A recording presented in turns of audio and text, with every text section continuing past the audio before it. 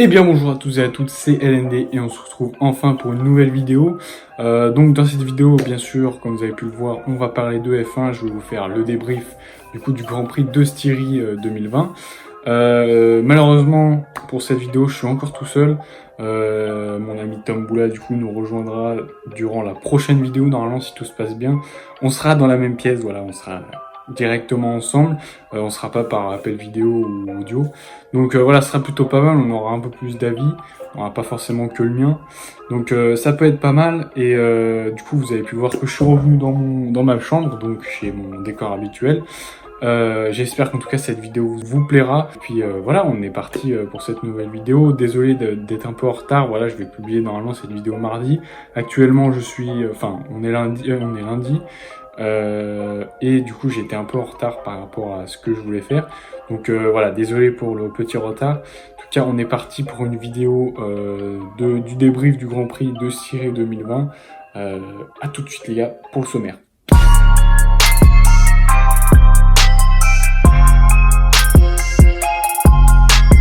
Donc voilà, au sommaire, premièrement on va parler des Ferrari, accrochage du coup entre encore les deux Ferrari, un peu encore un flashback du Brésil par exemple, le dernier accrochage en date.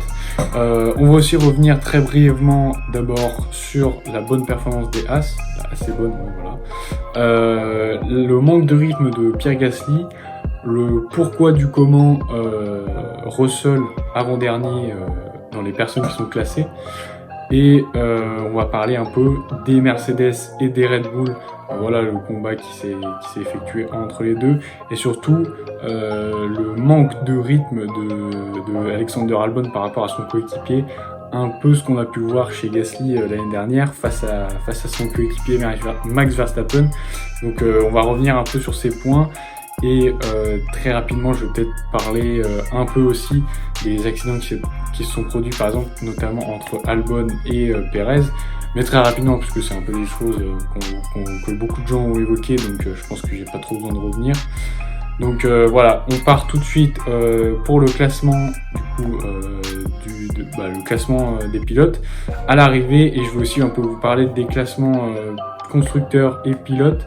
Donc voilà, à tout de suite pour le classement. Donc voilà, j'ai tout simplement mon téléphone pour les notes. Je vais vous parler très rapidement des pilotes en même temps. Donc, les derniers, Vettel et Leclerc, les deux Ferrari, la sauce encore une fois pour les Ferrari, tout simplement puisqu'il y a eu un accrochage. Je pense que si vous regardez la vidéo, vous savez de quoi je parle. Donc accrochage entre les deux, donc les deux abandonnent premier. Bon, Vettel d'abord s'arrête directement au stand avec l'aileron arrière cassé, même pas l'aileron avant, c'est l'arrière qui s'est cassé. Il s'est fait labourer par Leclerc en fait. Leclerc qui a abandonné un tour après, je crois, il est rentré au stand pour changer les pneus et l'aileron, et il est ressorti et puis il est rentré un tour après, donc c'était pas beaucoup mieux. 18ème qui n'a aussi pas fini la course, et c'était assez décevant puisque c'était Esteban Ocon.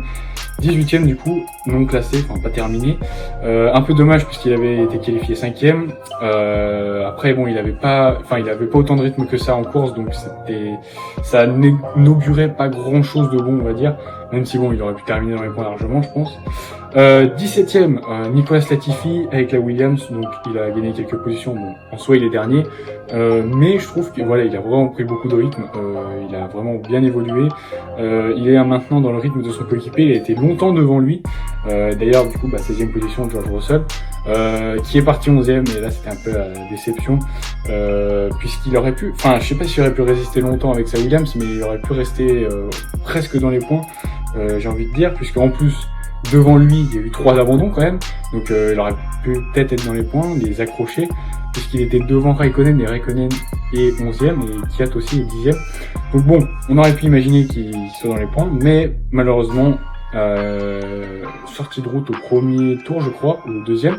Donc voilà, sortie de route, il a bouclé la course dernier, donc pas très loin les autres, donc ça va. Et puis il y a une voiture de sécurité, je crois, du coup avec l'accrochage des Ferrari. Donc ouais, plutôt dommage. On retrouve Pierre Gasly 15ème, qui a été longtemps dernier dans la course, mais qui a redépassé les Williams à peu près aux 3/4 de la course, on va dire.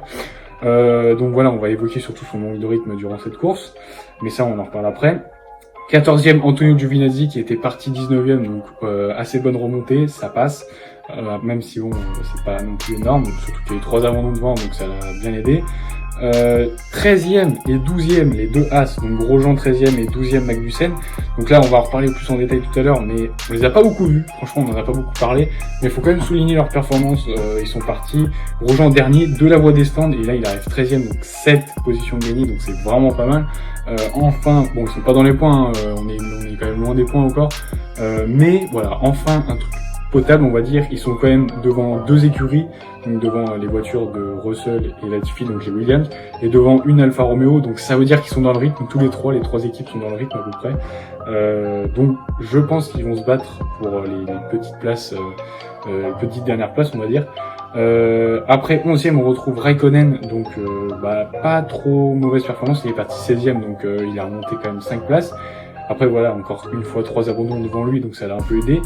Daniel Ricciardo, bonne surprise, on va dire, il a pas gagné beaucoup de place, mais il termine déjà dans les points, et il est largement supérieur à son coéquipier, puisque déjà son coéquipier est fini 15e, alors qu'il est parti 7e, vraiment, c'était un peu décevant pour lui. Et puis ouais, lui son rythme a tenu, il est resté devant Raikkonen, bon en même temps il avait quand même une meilleure voiture, donc bon ça va, ça reste pas excellent non plus, il a pas fait une course de ouf, mais voilà, c'était une bonne course. Devant lui on retrouve Carlos Sainz, du coup 9e, avec le point du meilleur tour, donc ça c'est un bon point encore pour les McLaren qui sont vraiment en forme. Alors bon, Carlos Sainz qui tape le meilleur tour, mais son rythme en course c'était vraiment pas ouf, on va dire. Il est quand même parti 3e, faut pas oublier. Il a perdu quand même 6 places, donc il a bien perdu au change. Il avait vraiment un rythme pas très soutenu, son coéquipier était vraiment plus rapide que lui. Donc bon, un peu décevant, même si ça reste non plus pas mauvais, il est quand même dans les points. En même temps, sa voiture lui permet largement, donc voilà. On voit qu'il a de la voiture pour, parce que quand même il arrive à prendre le meilleur temps à une Mercedes, ça reste pas rien. Et puis 8e du coup devant lui Daniel Ricciardo, enfin loin devant quand même. Bon, on va dire 8, 7 et 6, donc Ricciardo 8, 7 Stroll et 6 Perez. Alors pourquoi je dis ça? Parce qu'ils étaient vraiment à, je crois, 1/10 les trois. Donc pourquoi? Tout simplement parce que Perez est allé attaquer Albon, comme j'ai dit, très rapidement, on va reparler ça vite. Il a attaqué Albon et ils sont accrochés tout simplement. Albon s'est sorti sans rien, mais Perez du coup a abîmé son aileron plutôt pas mal, oui, il a vraiment bien abîmé son aileron. Donc il a tenu, moi je pensais qu'il allait largement tenir la course en 5e position. Finalement au dernier virage, vraiment, Lando Norris a vraiment attaqué le dernier virage, il a doublé dans le dernier. Et les autres, donc Stroll et Ricciardo étaient juste derrière.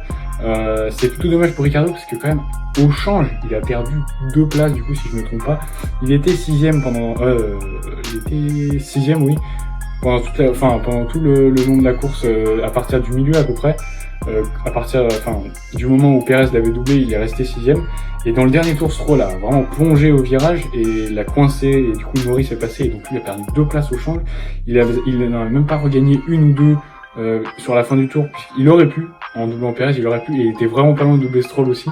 Donc plutôt dommage, il est 8e, Stroll 7e, avec un rythme plutôt moyen par rapport à son coéquipier. Il a vraiment eu beaucoup de mal. S'il avait pas plongé, il aurait clairement terminé derrière Ricciardo.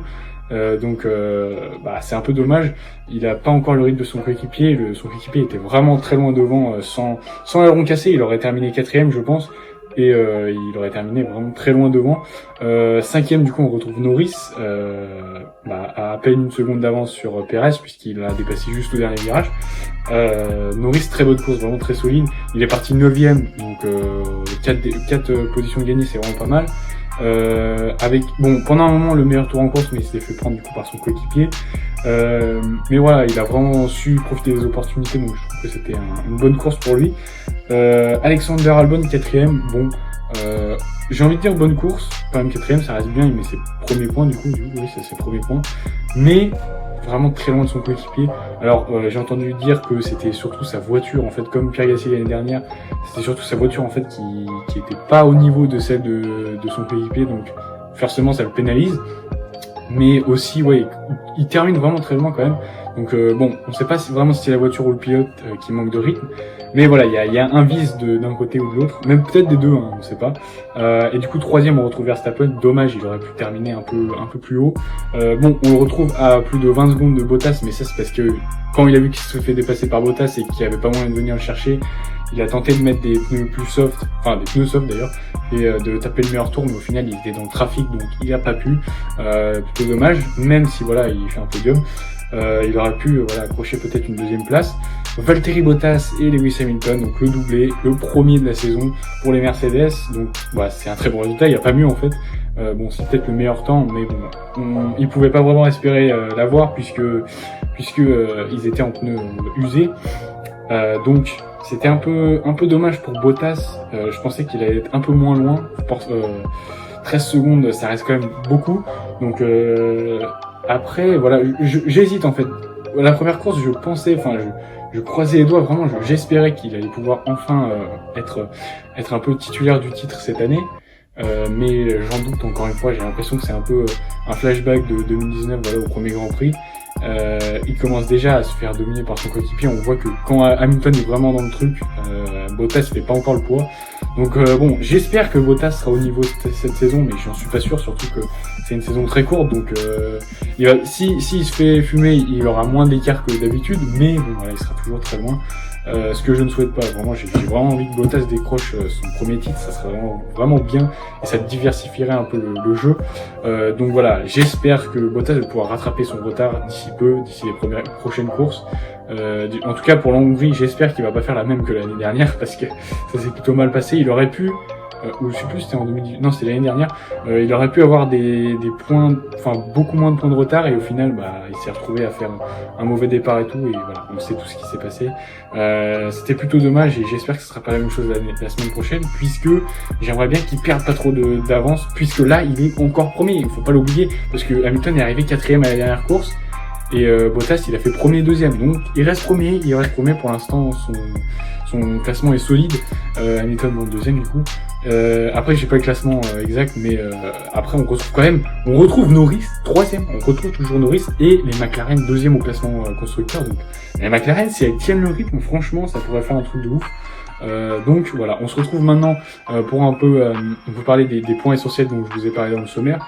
Et voilà, donc à tout de suite pour le débrief plus en détail. Voilà, donc je commence un peu à parler, du coup, pour commencer, des Ferrari.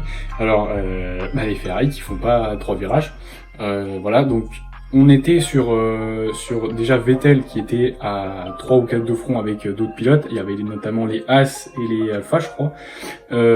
Donc, tout simplement, il était au combat et là, Leclerc, il arrive comme ça, il se dit bon, si je dépasse plutôt pas mal de personnes, donc je vais peut-être tenter. Il y avait clairement pas la place. Il arrive et comme j'ai dit plus tôt, il a clairement labouré en fait Vettel. Il est arrivé, il a fait comme ça sur sa roue et avec son fond plat, voilà, il est passé. Je vais vous mettre peut-être une vidéo de l'accident, mais voilà, ça a vraiment défoncé. Et après, en fait, à la télé, on n'a pas vu directement ça, mais quand on a vu du coup la vidéo, enfin la caméra qui mettait vers la ligne droite comme ça, j'ai vu ressortir Vettel avec un aileron qui se barrait à l'arrière. J'ai fait oula, il s'est passé quelque chose. On avait vu déjà les images de beaucoup de gens qui arrivaient dans le virage. Quand tu vois Vettel comme ça, avec un aileron qui s'est barré, c'est pas ouf, ça n'augure rien de bon. Vraiment, je me demandais comment un aileron arrière aurait pu partir. Et en plus de savoir que c'était avec son coéquipier, c'est vraiment la sauce. Donc encore, j'allais dire encore pas de points pour les Ferrari, mais si du coup ils ont mis des points à la dernière course grâce à la bonne performance de Leclerc. Là, cette fois-ci, c'était vraiment la faute de Leclerc. Voilà, c'était vraiment très mauvais ce qu'il a fait. C'était très mal joué de sa part. Ne serait-ce parce que du coup, il s'est déjà auto-puni, donc bon, il a dû abandonner aussi. Mais du coup, les deux voitures hors course, c'est un peu chaud.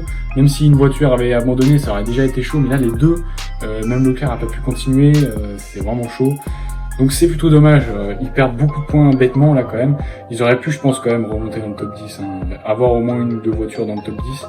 Donc voilà, c'est un peu stupide de perdre des gros points comme ça. Enfin, des gros points pour eux actuellement, parce que d'habitude, être dans le top 10, c'est obligé.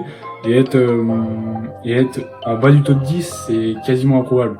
Donc oui, c'est des petits points habituellement pour eux, mais des points genre de la 10, 9 et 8e place, c'est des gros points actuellement pour eux. Donc c'est pas négligeable, il aurait vraiment pu prendre des points quand même et conserver un peu d'avance et de points, parce que du coup il commence à réduire l'avance de Leclerc qui a quand même terminé deuxième, commence à fondre puisque il y a déjà les McLaren déjà qui sont de base devant Après, il y a les Racing Point qui vont arriver, puisqu'il y a Perez qui fait souvent des bons résultats. Surtout les Red Bull, les Red Bull qui arrivent très très fort, ils sont encore derrière, mais ils arrivent très fort. Même les Renault risquent de revenir, je pense que les Renault vont passer devant, en tout cas s'ils continuent à s'accrocher comme ça. Donc voilà, il faut vraiment qu'ils se ressaisissent, il faut vraiment plus... Dans une circonstance comme ça où ils ont vraiment pas une voiture pour la gagne, faut vraiment pas s'accrocher comme ça. Ça fait vraiment perdre des points bêtement. Après bon voilà, il a vraiment voulu tenter le tout pour le tout. Cette fois-ci c'est pas passé, j'espère qu'il apprendra de ses erreurs. Leclerc en même temps il est jeune donc il veut forcément tenter des choses. Mais bon voilà, maintenant il a vu que ça passait pas, il faut arrêter, il faut pas tenter le diable. Et il faut essayer d'assurer un peu quand même les petits points pour conserver un peu d'avance. Ok, maintenant on va parler un peu plus des équipes encore plus bas dans le classement. Donc du coup on va évoquer les AlphaTauri, les Haas et les Williams. Donc pour commencer on va parler des Haas. Les deux Haas finissent la course, enfin, j'ai envie de dire. Enfin bon, ils ont fait ça qu'une seule fois, la dernière course ils n'ont pas terminé tous les deux. Pas trop de problèmes. En fait, on en a à peine entendu parler pendant la course. Il y a eu quasiment pas d'images sur eux, un peu comme Hamilton au final. Du coup, ils font un plutôt bon résultat. 12 et 13, ça reste pas mal. Bon, après 3 personnes devant eux qui abandonnent, ça les aide un peu. Mais voilà, ils ont quand même fait des dépassements. Il y a eu des batailles avec les Alpha, les AlphaTauri même, et les Williams. Donc voilà, c'était plutôt pas mal. Grosjean s'en est bien débrouillé. Franchement, 7 positions gagnées, c'est vraiment bien. Même Magnussen on a gagné 4, je crois qu'il est parti... Ah non, 3, il est parti 15e. Donc voilà, ils se sont bien débrouillés. Je tenais à dire, voilà, ils avaient un rythme pas ouf, mais voilà, ils avaient quand même un rythme soutenu. Je pense que d'ici quelques courses, avec quelques améliorations qui marchent, pas comme l'année dernière ou avec des améliorations qui les font rétrograder, cette fois-ci avec des améliorations qui marchent vraiment, ils peuvent, je pense qu'ils pourront incessamment sous peu aller chercher un peu de points. Donc voilà, on espère qu'ils pourront gratter un peu, qu'ils se battront plus avec les AlphaTauri et Renault plus tard, même si je pense que les Renault vont revenir au niveau des McLaren et des Racing Point, et ils vont plus se dégager plus haut en fait, et ils vont plus être avec les voitures du haut de plateau. Donc voilà, on sait pas trop où elles vont aller ces As, donc on espère qu'en tout cas elles vont aller plus vers le haut, parce qu'on n'a pas trop envie qu'ils fassent faillite. Une équipe en moins, ça serait un peu chaud, 18 voitures, c'est pas énorme. Donc et puis ouais, ça fait surtout beaucoup moins d'opportunités pour les jeunes pilotes pour aller en F1. Donc ouais, c'est un peu chaud que des équipes partent. Donc voilà, on espère du mieux pour eux. On va passer tout de suite à Pierre Gasly. Je vais évoquer un peu son manque de rythme. On a vu que son coéquipier s'est quand même bien débrouillé, il a les points, il est 10e. Il n'a pas non plus gagné beaucoup de positions, mais voilà, ça reste bien, il a fait une bonne course. Il est dans les points, il avait plutôt un bon rythme, il était devant les Alfa Romeo, devant les 3 équipes en fait de bas de tableau. Mais Gasly, vraiment, au début de course, ça allait, mais il a dit dans une interview que c'était déjà pas ouf en début de course. Il a perdu vraiment beaucoup de place rapidement à partir du tiers, on va dire, de la course. On l'a vu vraiment, je l'ai vu assez haut, on va dire dans le top 10, et d'un coup, je suis revenu sur le classement, j'ai regardé un peu le classement, je l'ai vu dernier, et j'ai fait, oula, non. Et je pensais qu'il s'était arrêté et les autres non, et en fait, non, vraiment pas, il était juste descendu dernier, il avait pas de rythme. Et donc ouais, c'était un peu bizarre. Après il a réussi à redépasser les Williams à la fin, enfin non pas à la fin, mais voilà, un peu plus tard. Il a repris peut-être un peu de rythme, mais bon, il était beaucoup trop loin, il était au moins à 20 secondes je crois de Antonio Giovinazzi dans la Alfa Romeo, alors que normalement ils sont censés être au-dessus avec la AlphaTauri, elle est censée être plus presque au niveau des Renault, donc c'est un peu bizarre de voir Gasly si bas, surtout avec la qualification qu'il a fait. C'est vraiment étonnant et voilà, c'est un peu dommage. Donc on espère que pour la prochaine course ça va mieux marcher. On a vu que son coéquipier était capable, et même lui à la dernière course il était capable, donc on sait que la voiture peut et que le pilote surtout peut. Donc voilà, on espère une meilleure course à la prochaine en Hongrie. Maintenant on va parler du coup plus des Williams. George Russell, pourquoi est-il si bas? Donc comme je l'ai dit, il est sorti de piste. Alors rectification, je crois qu'il est sorti de piste juste après la rentrée de safety car, donc plus au 3e tour je pense. C'est plutôt dommage, vraiment il était tellement bien placé, il était 11e, il avait gardé ses positions au début de course, il était toujours 11e avec l'accrochage des 2 pilotes. Donc voilà, c'est vraiment pas mal, j'avais vraiment beaucoup d'espoir. Alors j'avais de l'espoir, mais je me disais, en réalité, en étant sincère avec moi-même, je me disais il va clairement pas rester aussi haut, à part s'il y a beaucoup d'abandons. J'espérais qu'il allait y avoir beaucoup d'abandons, au final non. Mais voilà, je me disais, bon, objectivement il va pas rester aussi haut, clairement avec la voiture qu'il a il peut pas. Mais voilà, j'espérais au moins 12, 13, ça aurait été bien. Et là vraiment, je sais plus trop comment il est sorti, mais voilà, il s'est sorti dans le virage, ça doit être le virage 6 je crois. Ouais, 6. Donc voilà, plutôt dommage. Après bon, c'est une erreur de débutant. Il a enfin une voiture un peu pour jouer avec d'autres pilotes, donc on va pas non plus se cacher. D'habitude, il faisait en fait, l'année dernière, il a fait que des tours chrono. Il était tout seul avec son coéquipier à 20 secondes des derniers, enfin 20 secondes de ceux de devant, donc il pouvait clairement rien faire. Là, il est enfin avec des gens pour la première fois, donc en fait, c'est un peu chaud pour lui. Donc voilà, on espère qu'en tout cas, il perdra pas du rythme comme ça la prochaine course. Même si voilà, son coéquipier quand même bombarde en ce moment, Latifi, il est pas si mauvais, hein. Franchement, il y avait pas beaucoup de gens qui auraient mis une pièce sur lui, mais franchement, il est plutôt pas mal. Il prend beaucoup de rythme, il était devant son coéquipier pendant un bon moment de la course, donc ouais, c'est plutôt encourageant pour lui. Voilà, du coup maintenant on va parler de Verstappen surtout et du coup des Red Bull. Verstappen, alors course assez solide, je pensais clairement qu'il allait rester deuxième, et bon, la bonne stratégie des Mercedes comme d'habitude a fait que Valtteri Bottas est passé en fin de course. Vraiment très beau duel qui a pas duré très longtemps, mais vraiment très beau duel entre les deux, Valtteri Bottas et Verstappen. Ils sont bien échangés les places, c'était propre, c'était vraiment très beau les dépassements. Donc voilà, on espère un peu de fair play comme ça, des beaux dépassements pendant les prochaines courses, pas comme par exemple Albon et Hamilton à la dernière. Et puis voilà, il a quand même accédé à un podium, voilà, 3e place, c'était plutôt pas mal quand même. Son coéquipier très loin, donc comme j'ai évoqué, on ne sait pas si c'est la voiture ou le pilote, mais voilà, très loin, un peu comme à l'instar de Gasly, voilà, l'année dernière. Donc peut-être pas aussi loin, il était quand même très loin Gasly l'année dernière. Mais je pense qu'en fait, le truc c'est que c'est pareil que l'année dernière, la voiture est pas au niveau de son coéquipier, mais Albon est quand même meilleur que Gasly dans cette voiture, donc je pense qu'il compense un peu. Il y a quand même moins de retard pour Albon par rapport à Gasly l'année dernière. Mais voilà, il reste quand même très loin, il avait pas le rythme du tout de Verstappen. Et il aurait clairement pas pu venir chercher. Sans son arrêt au stand, il était au moins à 40 secondes, je crois. Donc ouais, ça reste vraiment beaucoup. On pense voilà un peu à Gasly l'année dernière, c'était un peu la même chose. Donc voilà, c'était un peu compliqué. Et maintenant les Mercedes. Donc Hamilton, on l'a clairement pas vu. C'est un bon signe, voilà. Ça veut dire que tu mènes la course tranquillement. Mais voilà, on l'a clairement pas vu. Il a fait sa course, il a gagné, il a été très très dominateur dans tout le week-end. Il a clairement imposé son respect. Voilà, il est arrivé comme ça, c'est balls.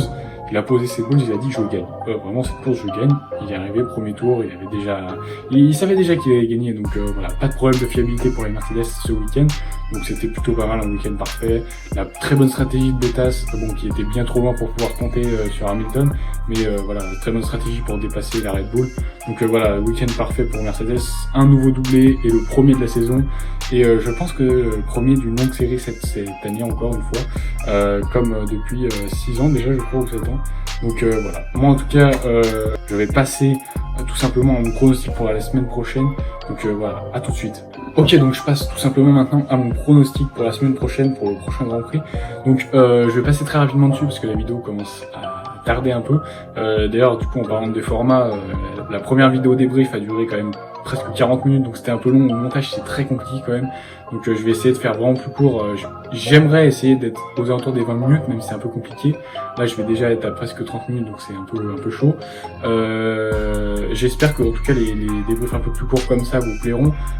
Celle des qualifs a duré un peu moins longtemps, et plus aux alentours des 27 minutes, donc ça allait, même si c'était quand même très long. Du coup, mon pronostic, c'est tout simplement Hamilton en 1, Verstappen en 2, 3e je mets Valtteri Bottas, 4e je mets Sergio Perez et 5e Alexander Albon.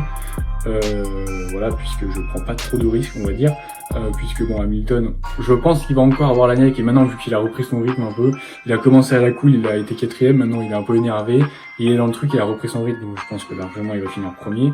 Verstappen, je pense qu'il va vouloir prendre un peu de rythme et tout, et ramener beaucoup de points pour l'équipe, donc je pense qu'il va se battre avec Bottas encore une fois, on va voir un peu un duel entre les deux, mais je pense qu'il va encore plus s'accrocher, et j'espère une bonne stratégie de Verstappen pour qu'il puisse garder sa place, pas comme à la dernière course.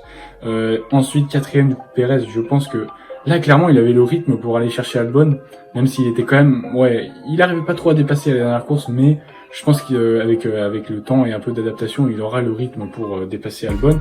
Et je pense que là, à cette course, il va pouvoir tenter. Je pense que cette fois-ci, c'est sa chance. Et s'il abandonne, j'ai le somme. Voilà, mon pronostic sera un peu foireux.